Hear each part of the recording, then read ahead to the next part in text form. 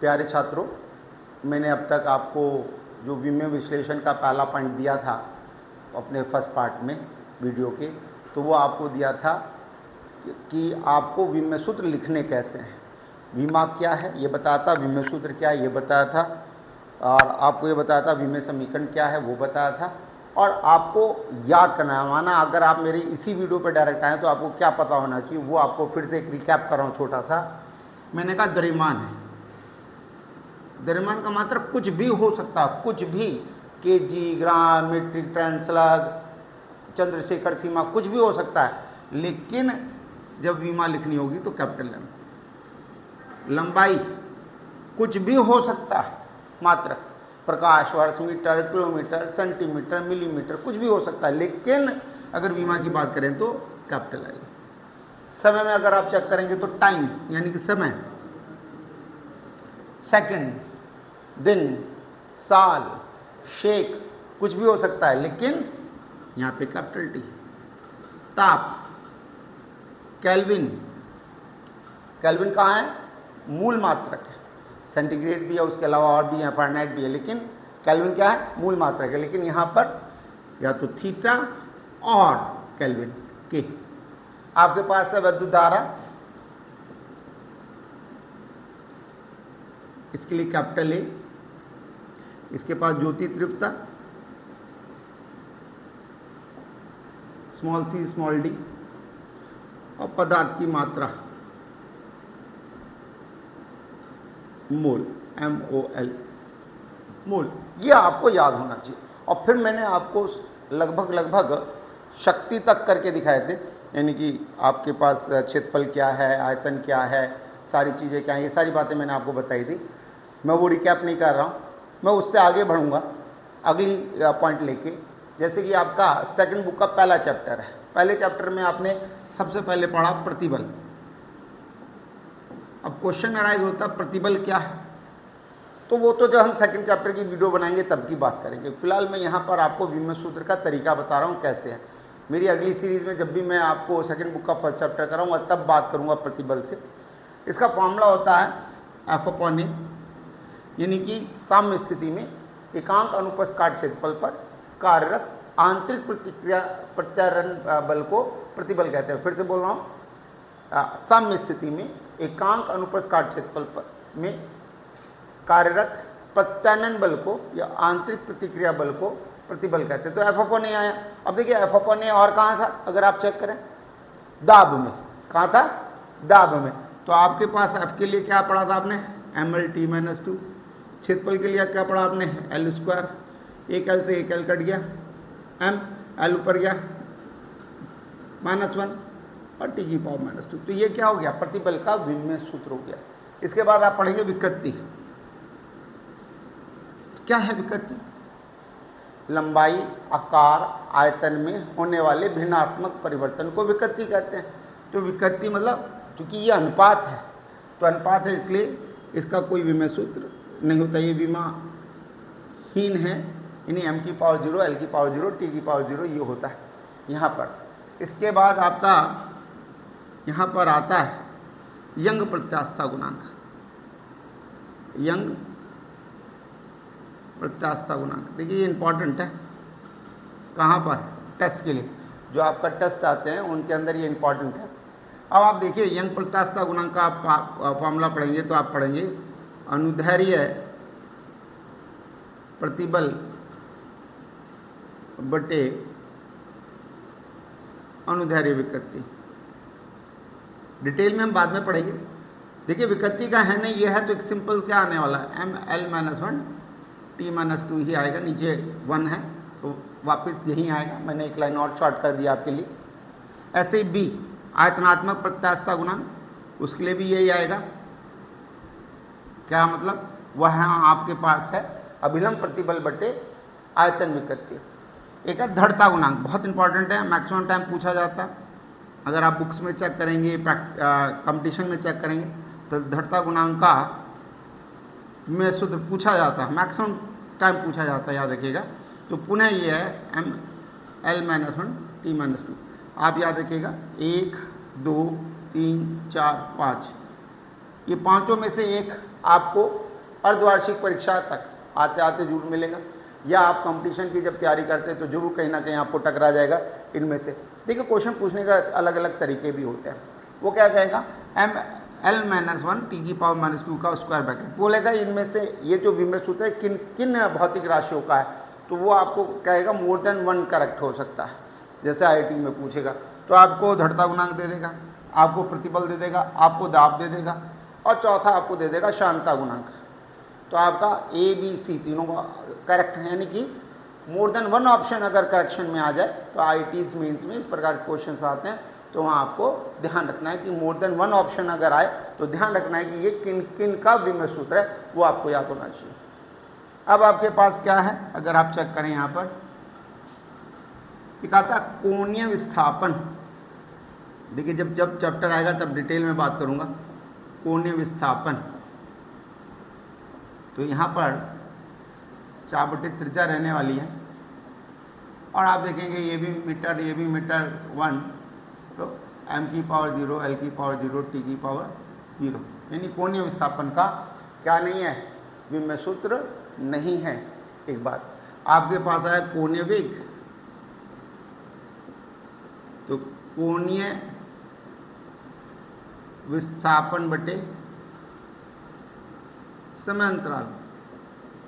आप देखिए m⁻0 l⁻0 t⁻0 और नीचे क्या t, तो 100 ला क्या t-1। इसलिए कभी कभी कोणीय वेग को क्या कह देते हैं, कोणीय आवृत्ति भी कह देते हैं। क्या कह देते हैं, कोणीय आवृत्ति। मतलब एक ही बात है, कंफ्यूज मत होइएगा।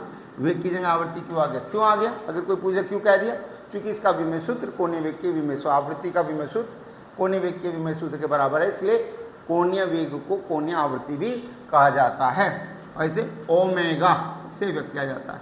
ऐसे आपके पास है कोणीय त्वरण,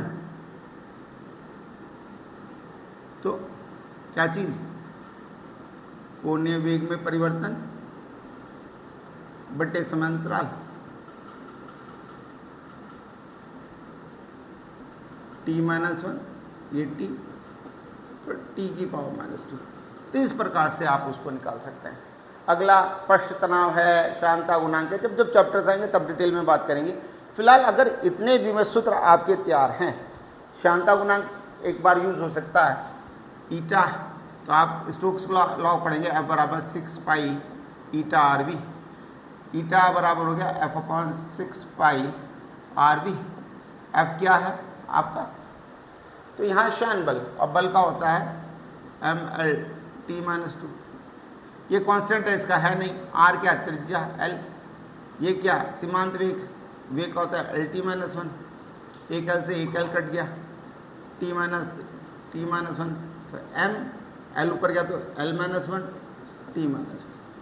ये आपके पास क्या है, शांतता गुणांक। और एक और आता है जो इम्पॉर्टेंट है, वो आता है आपका, अगर आप चेक करें, प्लांक्स नियतांक। ये भी आपके लिए नया है। क्या है, प्लांक नियतांक।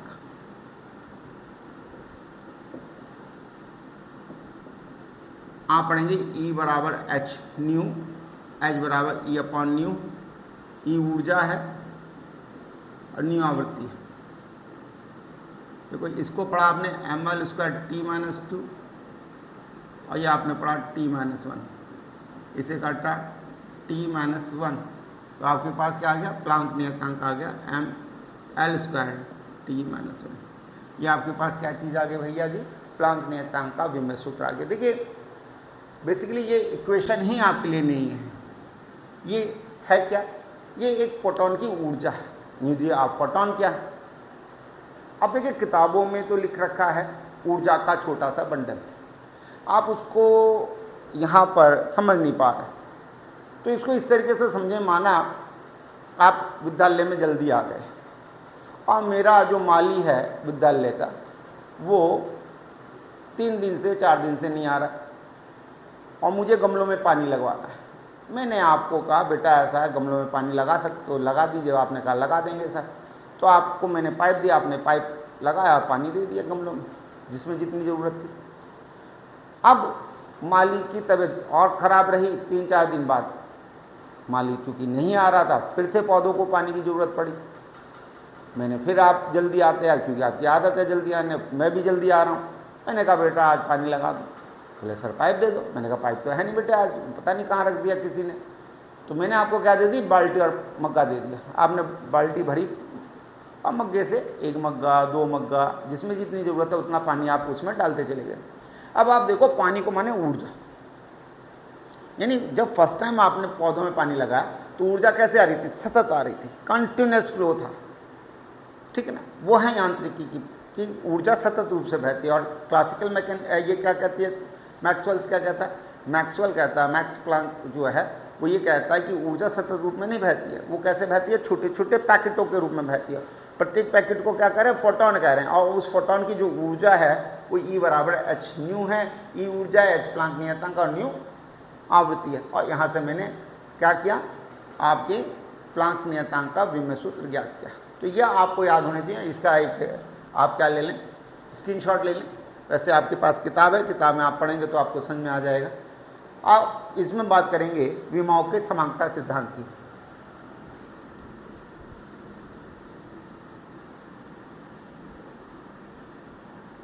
बहुत इंपॉर्टेंट है, यदि आप इसके अनुप्रयोग करना चाहते हैं तो विमाओं का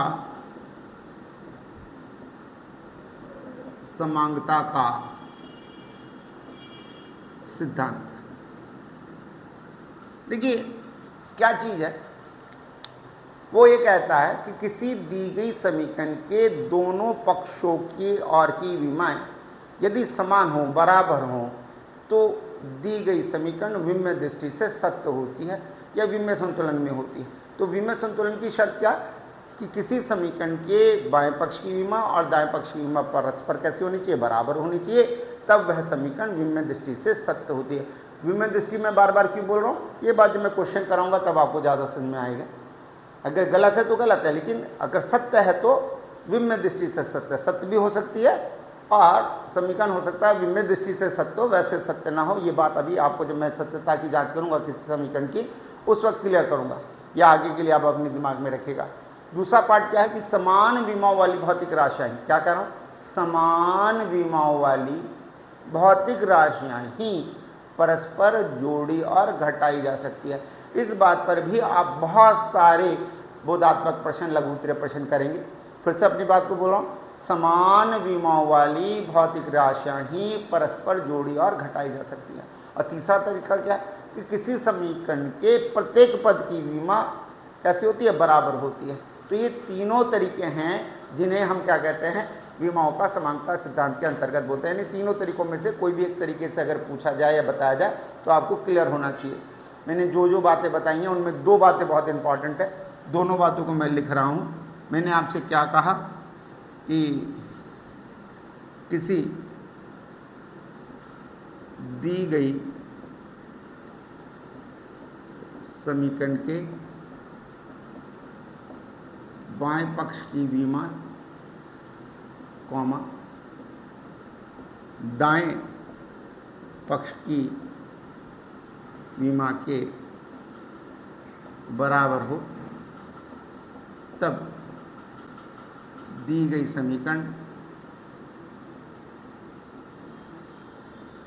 विमेय दृष्टि से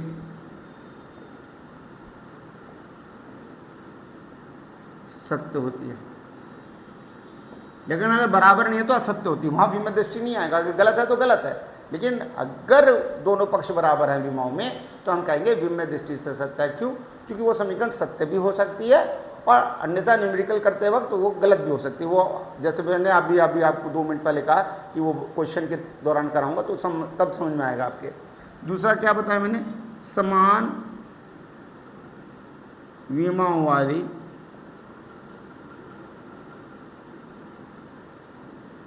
भौतिक राशियां ही परस्पर जोड़ी व घटाई जा सकती है। इस पे क्वेश्चन आता ही आता है, किसी ना किसी विद्यालय में ये क्वेश्चन जरूर पूछा जाएगा, चाहे टेस्ट में पूछ ले, चाहे आपके साथ हाफ रैली में पूछ ले, चाहे एनुअल में पूछ ले, अगर पूरा कोर्स आ रहा है। और तीसरा मैंने बताया दी गई समीकरण के प्रत्येक पद की विमा समान होती है। देखा, अगर आपने ये तीनों बातें याद नहीं की तो निश्चित मानिएगा कि आप आगे की बात नहीं समझ पाएंगे। देखिए, मैं हमेशा एक बात बोलता हूँ कि यदि मैं ये कहूँ कि आप कमज़ोर है, आपको कुछ नहीं आता है, तो निश्चित मानिएगा मैंने आपको ख़त्म कर दी। कोई भी बच्चा कमज़ोर नहीं होता, ये याद रखिएगा। केवल उसका आत्मविश्वास कम होता है, जिसकी वजह से वो अपने आप को कमज़ोर मानता है, क्योंकि वो अपने को दूसरे से कंपेयर कर रहा है। आप याद रखिएगा, आप एक यूनिक बच्चे हैं, एक यूनिक छात्र हैं। केवल आप में लापरवाहियाँ हैं। उन लापरवाहियों को उठाकर आप धीरे धीरे बाहर फेंकते चले जाएं मेहनत के द्वारा, तो आप धीरे धीरे सफलता की सीढ़ी चढ़ते चढ़ जाएंगे। लेकिन आप अपने आप को कंपेयर करेंगे, एक बच्चा हो सकता है 1 घंटे में 5 घंटे का काम कर ले और आपको 5 घंटे में 1 घंटे का काम मिले। इतना तो फ़र्क होता है ऊपर वाले के हिसाब से। लेकिन ऐसा नहीं होता कि जो 5 घंटे में 1 घंटे वाला बच्चा है वो सफलता नहीं प्राप्त कर सकता, वो ज़्यादा सफलता प्राप्त करता है, याद रखिएगा।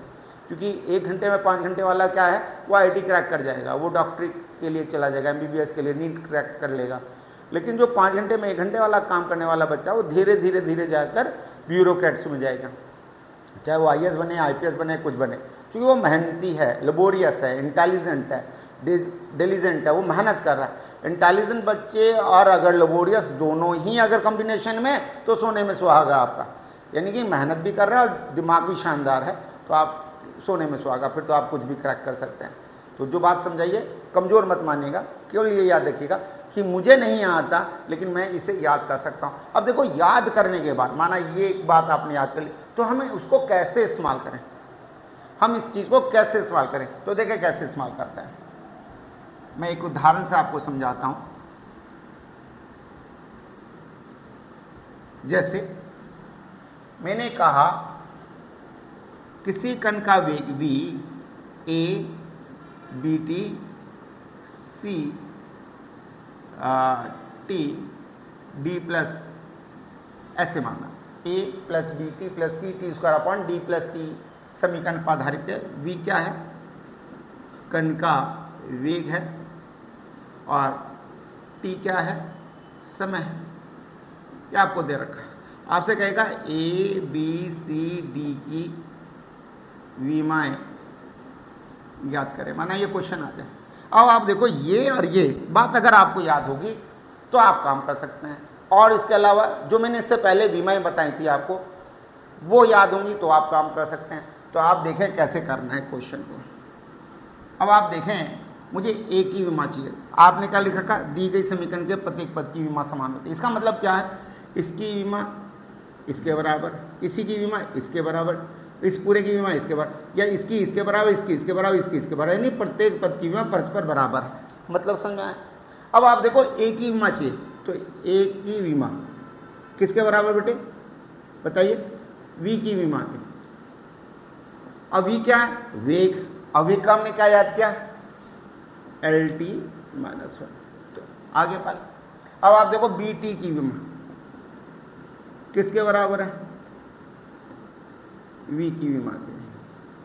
क्यों, इससे आई है ये बात। तो आप देखें, बी की विमा चाहिए, तो मैंने आपको पिछली वीडियो में बताया था, अगर गुना में है तो बटे में जाएगा, तो हर में चला गया की विमा के। और इसे सॉल्व करूं तो एल टी माइनस 1, और ये टी है, ऊपर गया एल टी माइनस 2। क्लियर हो गया बेटा ये। अब आपके पास क्या, c t square by d plus t की विमा किसके बराबर, वी की विमा के। मुझे सी चाहिए, तो सी टी स्क्वायर की विमा किसके बराबर है, तो वी हर गुना में जाएगा डी प्लस टी, और टी स्क्वायर नीचे आएगा की विमा के, सॉरी ये नीचे जाएगा तब आएगा आपका टी स्क्वायर, तो विमा की। ये बात आपको क्लियर हो गई। अब जब तक मुझे डी की विमा नहीं मिलेगी मैं सोल्व नहीं कर सकता इसको। अब देखें ये वाली बात, समान विमाओं वाली भौतिक राशियां ही परस्पर जोड़ी और घटाई जा सकती है। अब आप देखो, डी को समय के साथ जोड़ रखा, तो इसका मतलब क्या है, डी की विमा टी की विमा की। अब टी की विमा कहां से निकालूं, देखो टी है समय, और समय को मैंने कैपिटल टी याद करवाया था आपको, तो कैपिटल टी आ गया। अगर ये बात मेरे क्लियर होगी तो मैं यहां रख दूं, सी की विमा किसके बराबर है, देखें वी का हो गया एल टी माइनस 1, यह है टी, यह है टी, यह टी स्क्वायर।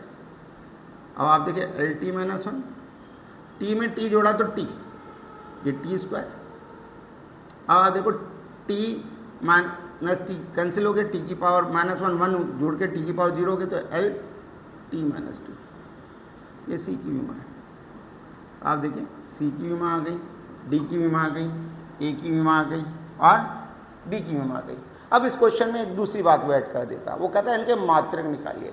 तो आप देखो आपके पास क्या पता होता है, जो v है वेग है मीटर पर सेकंड, तो आपके पास क्या है मीटर पर सेकंड, ये क्या मीटर पर सेकंड स्क्वायर, ये क्या है केवल सेकंड, और ये क्या मीटर पर सेकंड स्क्वायर। तो इस प्रकार से आपने ये जो बात याद की थी उसका इस्तेमाल आपने कैसे किया, वो केवल मैंने एक उदाहरण से समझाया।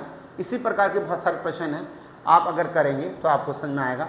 जैसे मैं आपसे कहूँ, एक आता है वंडरवाल गैस समीकरण, क्या होता है P + A/v² v - b बराबर RT। ये समीकरण है आपके पास, किसकी, वंडरवाल गैस समीकरण। देखिए PV बराबर RT आपने गैस समीकरण पढ़ी है। वंडरवाल एक साइंटिस्ट थे जिन्होंने वास्तविक गैसों के लिए उस समीकरण में, आइडियल गैस समीकरण में ये संशोधन किया था। मुझे A और B की विमा चाहिए, तो आपको क्या पता था, P क्या था, दाब था, V क्या था, आयतन था, T क्या है, ताप है। तो आप देखें ये परस्पर जोड़ी गई हैं, तो ये आपको समझ आया। तो A/v² की विमा बराबर P की विमा की, A की विमा बराबर PV² की विमा की। अभी मैं सूत्र रख दूँ, ml-1 t-2 l³ का स्क्वायर। अब देखो m l की पावर 6 है, l की पावर -1 है, तो l की पावर 5 है, और t-2। तो आपके पास क्या आ गया बेटा जी, क्या आ गई A की विमा के। और B की विमा किसके बराबर, देखो घटाई गई है किससे, V से, तो इसके बराबर V की विमा के। और V यहाँ कैपिटल V बनेगा, ये याद रखिएगा, और V है आयतन, l³। तो आप देखिए दो जवाब आपके पास आ गए। तो उम्मीद करता हूँ आपको ये दोनों पॉइंट्स लगाने आ गए, लेकिन ये तीनों बातें याद होंगी तो हम और आगे अनुप्रयोग करेंगे। कि वीडियो अब थोड़ी थोड़ी बड़ी हो रही है, मेरे को पीछे फीडबैक मिला था कि बड़ी वीडियो मत बनाइएगा सर, इसलिए आज के लिए इतना ही। कीप प्रैक्टिसिंग, काम करते रहिएगा, याद करते रहिएगा। बहुत बहुत धन्यवाद।